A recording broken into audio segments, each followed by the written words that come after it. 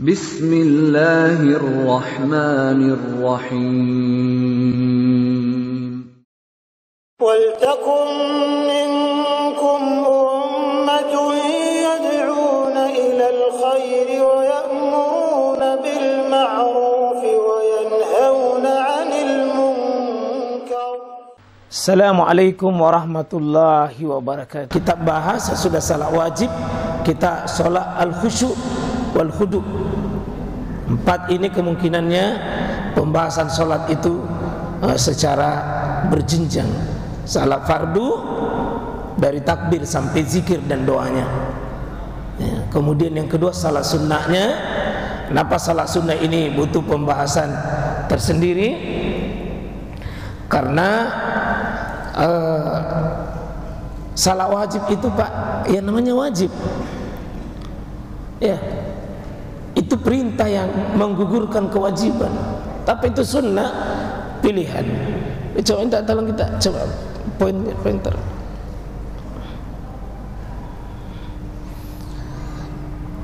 Ya, kita mulai dulu mukaddimahnya, pengantarnya ini Pak adalah anjuran untuk memelihara salat sunnah. Karena banyak sebagian kaum muslimin saya melihat meremehkan salat sunnah. Mungkin karena selama ini pemahaman kita mengatakan sunnah ji. Definisi fikih selama ini merusak pemahaman kita karena sunnah terlalu dipahami terlalu dangkal dan sempit. Dilakukan dapat pahala, ya kalau ditinggalkan tidak apa-apa ji, tidak berdosa ji. Itu seolah-olah membatasi kita sehingga pemahaman kau lakukan dapat pahala, kalau tidak dilakukan tidak apa-apa. Jadi tidak apa-apanya itu yang membuat kita malas. Memang secara sanksi hukum dosa dia tidak berdosa, tapi kalau ditinggalkan itu sunnah Pak, rugi. Kita rugi karena sudah ada waktu, sudah ada kesempatan, mumpun napas kita ini masih ada, tambahan pahala kita bisa lakukan. Ingat Pak bahwa di akhirat nanti sepotong pahala pun kita tidak bisa dapatkan dari orang. Tidak ada orang yang mau kasih sepotong pahala pun. Kalau ada kesempatan Pak, ambil. Salah satunya itu adalah salat sunnah. Coba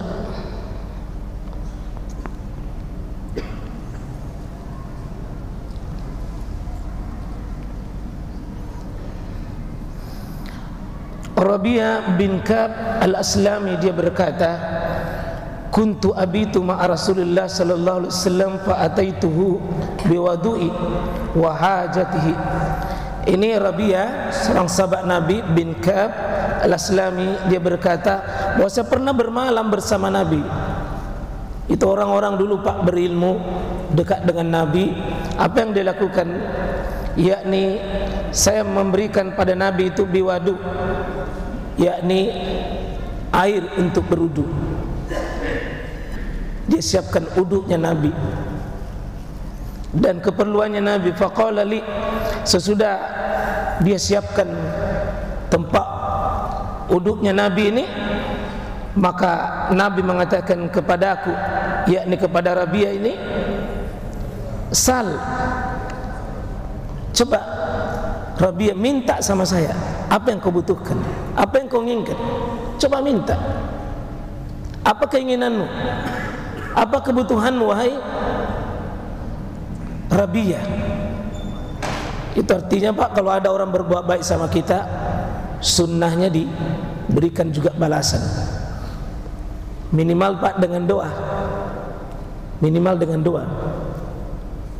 Ya. Jadi kalau kita tidak bisa membalas perbuatannya orang, berikan kita A, tidak bisa berikan juga A, kata Nabi balas dengan doa. Iya. Apa doanya? Paling tertinggi itu diucapkan adalah jazakumullah khairan jaza. Semoga Allah memberikan kebaikan padamu.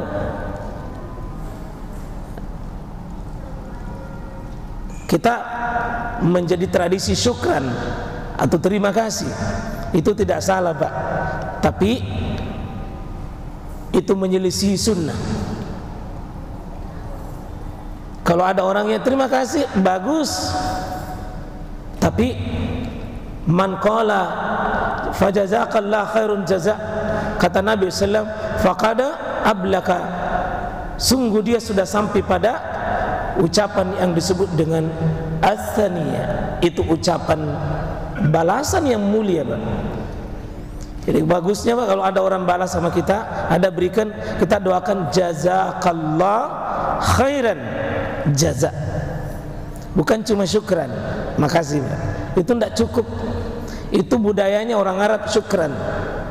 Tapi kalau jazakumullah khairan jaza, itu sunnahnya Nabi. Sunnahnya Nabi. Fakultu, Rabi' bin Ka'b ini mengatakan, as'aluka, saya minta kepadamu Muhammad, yakni murafatak fil jannah, saya ingin bersama engkau masuk surga. Qal aw ghaira dzalik, ada keinginanmu yang lain selain kerinduan masuk surga bersamaku?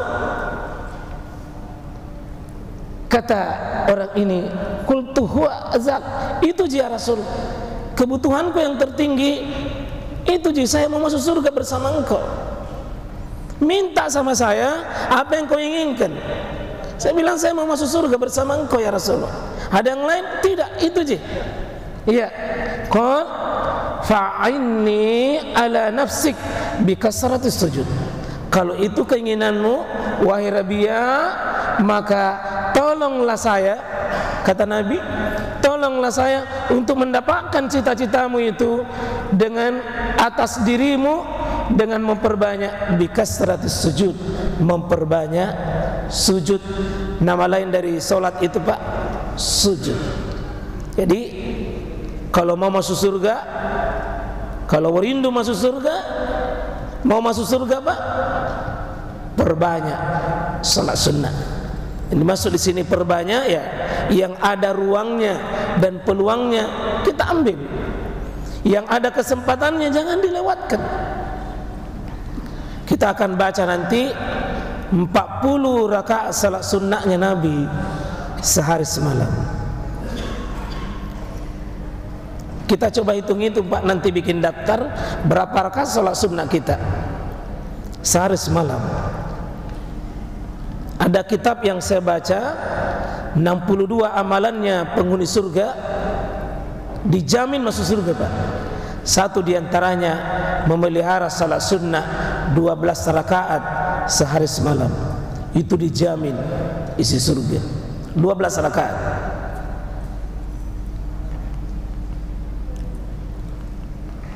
Ini hadisnya Muslim, jadi kita tidak ragu, Pak. Ini sumber ilmu ini. Kalau ada amalan, Pak, cek ini dalam kurungnya, sumbernya itu dari mana? Ya, kalau tidak ada begini, Pak, ya, bisa diterima, bisa ditolak. Ini sumber ilmunya, hadis riwayat Imam Muslim. Nah, kemudian juga ada hadis yang lain seperti ini, bahwa seorang yang bertanya kepada Nabi, amalan apa yang memasukkan ke dalam surga? Maka Rasulullah mengatakan, alaika bikasratis sujud, perbanyak kalian sujud.